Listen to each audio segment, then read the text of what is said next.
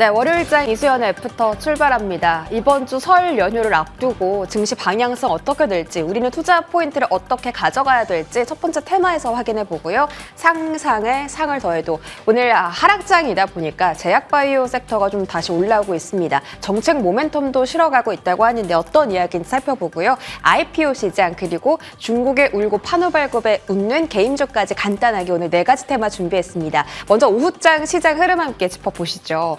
자, 코스피가 오늘 2,562선 저점을 터치하고 낙폭을 크게 만회를 했습니다. 외국인 수급에 영향을 많이 받고 있는 현재 국내 시장인데 외국인이 1시 20분부터 매도에서 매수로 포지션을 변환하면서 낙폭을 가파르게 줄여나가기 시작했습니다. 현재 구간은 2,593선 지나가고 있는 상황이고요. 코스닥 일주 흐름도 보겠습니다.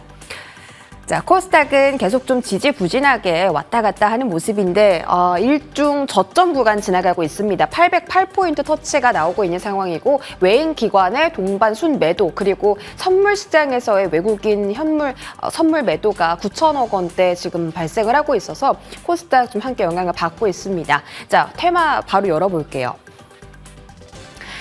명절 연휴 앞두고 내 주식 어떻게 해야 될까 이런 부분 좀 오늘 포인트로 두고 내용을 찾아봤습니다. 일단 지금 코스피 2620포인트가 분기점이 될 거다라는 이야기가 있는데 이게 과열권이 될 수도 있고 이 포인트를 넘어간다면 뭐 향후에 중장기적인 지지 라인이 형성될 수도 있다라는 거겠죠. 그리고 최근에 외국인 수급의 지수가 영향을 많이 받았다 보니까 선물 시장에서의 매물 출회 확률이 높다라고 그 증권가에서 이야기가 나왔습니다. 지난주 한 주 외국인이 선물 얼마나 매수했나 계산해봤더니 2조 8천억 원 정도가 됐거든요. 오늘은 3분의 1 수준인 9천억 원 정도가 시장에서 빠져나가고 있는 게 확인이 되고 있습니다. 외국인이 이익 실현 가능성, 그러니까 차익 실현을 강하게 욕구를 좀 느낄 가능성이 높다. 설 연휴 전에는요. 근데 추석 연휴보다 설 연휴가 그렇게 막 빠지는 때는 많지가 않다고 합니다. 그리고 하나 중요한 게 미국 CPI 지표 발표를 앞두고 있기 때문에 이 부분과 관련해서 변동성은 조금 더 이어질 수도 있다라는 이야기가 있습니다. 최근에 그 흐름이 강했던 은행주, 저PBR 관련주들 오전장에는 부진했다가 오후장 들어서 갑자기 살아나는 흐름이 연출이 되고 있죠. 은행주가 지금 중장기적으로는 괜찮지만 단기적으로는 조정이 불가피하다라는 의견이 나왔습니다. 거기다가 하나금융지주 같이 현금도 많고 자사주 소각도 많이 이제 행하는 은행이 있는가 하면 조금 DBG 금융지주나 BNK 금융지주처럼 배당금도 낮고 조금 실적 우려가 있는 기업들은 좀 회피해야 될 필요도 있다 이렇게 하면서 은행주 안에서도 지금 갈리는 흐름이 연출되고 있습니다. 저 PBR 기대감 그리고 외국인 투자자가 계속해서 은행주나 그런 보험주 쪽으로 힘을 실어줄 가능성이 있기 때문에 긍정적으로 보는 증권가도 있었습니다. 다음 한번 볼게요. 저 PBR 관련해서 대표적으로 꼽히는 종목이 현대차입니다. 진짜로 오늘 정말 엄청난 저력을 보여주고 있는데 아침에 3% 정도 시세 올라왔다가 오후장 들어서 5%까지 주가가 힘있게 올라가고 있습니다. 영업이익 같은 경우는 올해 전년 대비해서 조금 더 늘어날 전망이고 이런 이야기가 나왔어요. 사실 그 자동차 업황 자체가 막 많이 개선된다 이런 이야기는 없는데 현대차가 제품 라인 믹스도 개선이 되고 판매 단가도 올라가면서 시장 점유율까지 올해 조금 더 확보를 할 가능성이 생겼다. 그리고 지금 주주환원 정책이 조금 더 새롭게 강화되면서 이 주주환원 정책이 주가의 밑바닥을 받쳐주고 실적 모멘텀까지 더해진다면 지금 많이 올랐지만 그래도 관심 가지는 거 유효하다. 이런 증권가의 리포트가 있었습니다. 향후 3년간 발행 주식수 1%씩 소각을 하겠다라고 최근에 그 NDR에서 조금 의견이 나왔는데 이 주주환원 정책도 있고 또 인도 법인 IPO 이야기까지 오늘 나오면서 현대차가 오후장 들어서 더 탄력 있는 움직임 연출되고 있습니다. 다음 한번 볼게요. 자, 오늘 실적을 발표한 기업들 중에 조금 기대가 되는 종목이 있어서 가지고 왔습니다. 바로 뷰노인데요. 창립 이래 최대 매출을 기록했다라고 하고 지금 이게 일회성 매출이 아니라 앞으로 꾸준하게 이쪽으로 실적을 쌓아갈 거다. 그래서 내년에는 흑자 전환까지 가능할 거다라고 뷰노 쪽에서 이야기가 나왔습니다. 그리고 그 딥브레인이 미국에서 이제 공식 출시를 준비하고 있는 데다가 딥카스라고 하반기에 FDA 인허가를 준비하는 게 있습니다. 심정지 예측 장비인데 지금 이쪽으로 아직 그 이야기가 나오고 있는데 아직 주가 반응이 없어서 이게 실적은 아직까지 시장에 영향이 없는 건가라는 생각이 들어서 들고 왔고요. SKT도 놀라운 실적을 공개를 했는데 실적에 대한 그 성장세, 개선세는 살짝 작년보다는 둔화가 됐습니다. 한번 참고해 보시기 바랄게요. 자, 다음 화면 보겠습니다. 자, 변동성에도 불구하고 오늘 올라가는 쪽이 있습니다. 바로 제약 바이오 섹터죠. 헬릭스미스 같은 경우 2연상을 기록하기도 했습니다. 오늘은 점상 도달한 이후에 지금 계속해서 그 자리를 묶어주고 있는 상황인데 그 중국의 파트너사 노스랜드 바이오텍이 지금 진행하고 있는 임상 3상이 주평가 지표에 달성을 했다. 이게 결과가 나온 건 아니고요. 좋은 평가를 받았다라고 좀 해석을 해보시면 좋을 것 같아요. 결과는 올해 3분기 안에 발표가 되는데 이 헬릭스미스가 만약에 이 엔젠시스의 임상 3상 결과가 좋게 발표가 되고 이게 매출까지 이어진다면 헬릭스미스가 연 1조 2천억 원 정도의 순매출 그 매출을 가져갈 수가 있다. 이렇게 이야기가 나와서 최근에 좀 흐름이 좋은 것 같습니다. 근데 바닥에서 조금 단기 급등하고 있기 때문에 역시나 좀 주의가 필요하다라는 점 기억을 해두시고요. 또 하나 상한가 간 종목이 있습니다. 앞타머 사이언스죠. 폐암 조기 진단 키트 관련해서 지금 디텍트 렁이라고 개발을 완료를 했는데 이걸 3월 달에 식약처에 수출용 품목 허가를 신청을 해서 받는 게 목표라고 합니다. 이 종목도 바닥에서 상한가를 급하게 이제 갔는데 역시나 변동성이 강한 조금 종목들이라는 점 참고해 보시기 바라겠습니다. 다음 한번 볼게요.